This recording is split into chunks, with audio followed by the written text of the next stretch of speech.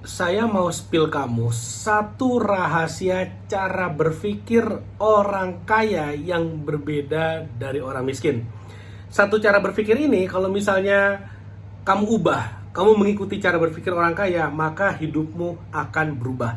Dan kata mentor saya, perubahan itu datangnya seketika. Karena ketika kamu udah tahu rahasianya, kamu lakukan, mau nggak mau, suka nggak suka, dari cara berpikirmu, maka actionmu akan mengikuti. Dari actionmu mengikuti, maka hasilnya pun suka nggak suka, mau nggak mau akan mengikuti. Jadi hanya dengan mengubah dari tidak tahu jadi tahu, maka hidupmu sebetulnya akan berubah. Paling tidak, jalan hidupmu yang tadinya tidak kemana-mana, sekarang adalah jalan menuju menjadi orang kaya. Dengan catatan, kamu udah tahu caranya, kamu udah mengerti bagaimana cara melakukannya, dan kamu sudah mau melakukannya. Yang penting satu, komitmen. Kedua, konsisten. Maksudnya apa komitmen dan konsisten? Komitmen konsisten artinya suka tidak suka, dalam suka maupun duka tetap dijalani, dalam susah maupun senang tetap dijalani. Kenapa? Karena banyak orang udah tahu caranya, ngelakuinnya nggak mau karena nggak komit. Banyak orang udah tahu bagaimana caranya, udah mau ngelakuinnya, tapi sehari dua hari belum lihat hasilnya, menyerah padahal udah di jalan yang benar. Kamu dari Jakarta mau ke Bandung, kamu udah ada di jalan tol Jagorawi, kamu udah di jalan tol MBZ, itu tinggal lurus aja nyampe Bandung sebetulnya. Kamu udah pasti nyampe nih. Udah di tol layang MBZ, jalur cepat. Tapi apa yang terjadi, baru jalan 1 kilo 2 kilo udah menyerah, kok Bandungnya nggak nyampe-nyampe. Banyak orang kayak gitu, tapi mereka nggak sadar. Nah, masalahnya adalah ketika banyak orang tidak komit, hanya segelintir orang yang komit. Nah, segelintir inilah yang akhirnya sampai. Makanya di video ini saya akan share cara berpikir orang kaya yang membedakan mereka dari orang miskin. Di saat yang sama, orang yang saat ini miskin, sorry ya, kalau kamu saat ini merasa dirimu masih miskin, kamu yang merasa, bukan saya yang ngejudge. Kalau kamu merasa kamu masih miskin, do what I say. Lakukan apa yang saya share di video ini, hidupmu akan berubah. Dengan catatan, kamu komit, kamu konsisten. Oke? Apa cara berpikir yang berbeda orang kaya dengan orang miskin? Orang miskin selalu berpikir, saya mau bekerja asal gajinya cocok. Saya mau bekerja asal gajinya bagus. Saya mau bekerja ya asal boleh WFH. Saya mau bekerja asal cuti suka-suka saya. Saya mau bekerja, yang penting ada jatah liburnya jelas. Nah, itu masalahnya. Orang kaya enggak. Orang kaya berpikir, mereka mau bekerja asal at the end of the day mereka bisa membangun mesin passive income yang mencetak uang pada saat mereka tidur. Itu bedanya. Orang kaya rela mengerjakan apa yang mereka tidak suka saat ini karena mereka tahu di ujung jalannya ada freedom, kemerdekaan, ada kebebasan. Orang kaya meskipun sekarang mereka miskin, mereka rela membayar 5 tahun hidupnya untuk mengerjakan apa yang mereka nggak suka karena mereka tahu di ujung jalan itu adalah kebebasan. Jadi misalnya sekarang gini, umur mereka sekarang 30 tahun, anggap aja 30 tahun masih miskin. Tapi mereka tahu umur 35 mereka akan bebas finansial. Gimana caranya? Mereka akan melakukan pekerjaan apapun yang mereka tidak suka asal menghasilkan uang. Itu dulu nomor satu. Dari uang yang mereka dapetin, mereka investasikan di aset. Orang miskin beda. Ngejar passion dulu. Baru kerja dikit, ada salah, diomelin, dikoreksi, diluruskan. Yang ada apa? Perlu healing, mental breakdown. Waduh, mentalnya kena. Nah, itu mental orang miskin kayak gitu tuh. Dikasih tau dikit, waduh, perlu healing, nulis di sosmed, jelek-jelekin bosnya, padahal nanti awal bulan, akhir bulan dapat gaji dari bosnya juga. Itu kayak dikasih makan, dikasih piring, diludahin sendiri, baru dimakan. Aduh, itu kan bego banget. Tapi itu, orang miskin seperti itu. Mereka cari pekerjaan yang memberikan kepastian di depan, tapi seumur hidup mereka akan tergantung pada pekerjaannya. Mereka selesai kerja, income-nya selesai. Orang kaya tidak begitu. Orang kaya, mindset, mentalitas orang kaya, mereka akan bekerja apapun, yang nggak peduli dia mau passion. Mereka nggak peduli, yang penting how much the money. Nah, udah gitu aja, berapa lu bayar. Gajinya oke, mereka ambil. Tapi mindsetnya adalah bukan kemudian gajian dari yang awalnya HP butut jadi HP smartphone paling baru harga 30 juta. Bukan. Orang kaya nggak gitu cara kerjanya. Orang kaya, mereka tahan diri. Mereka tahan, mereka dapat uang mendingan diinvestasikan. Minimal invest leher ke atas, beli buku, ikut seminar, ikut online course, masuk komunitas yang isinya orang-orang sukses. Itu orang kaya. Mereka begitu cara kerjanya. Orang miskin dapat gaji langsung.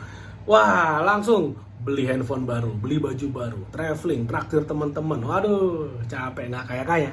Makanya nggak kaya-kaya. Makanya saya bilang itu mental si miskin, karena itu nggak kaya-kaya. Orang kaya, mereka invest. Mereka nabung, tapi bukan nabung untuk nabung, mereka nabung untuk invest. Misalnya mereka mau beli properti. DP-nya 50 juta misalnya contohnya.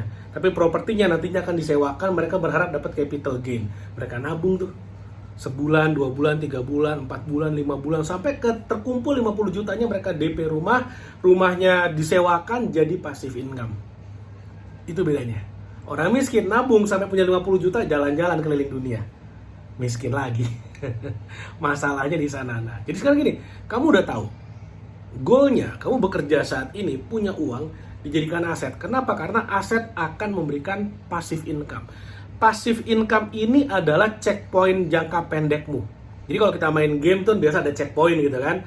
Nah, checkpoint terdekatmu adalah memiliki passive income. Kenapa harus punya passive income? Bukan, saya nggak bilang passive income harus 100 juta. Enggak. Passive income-mu yang pertama, mau itu 1.000 rupiah juga nggak apa-apa. Tapi yang penting adalah passive income.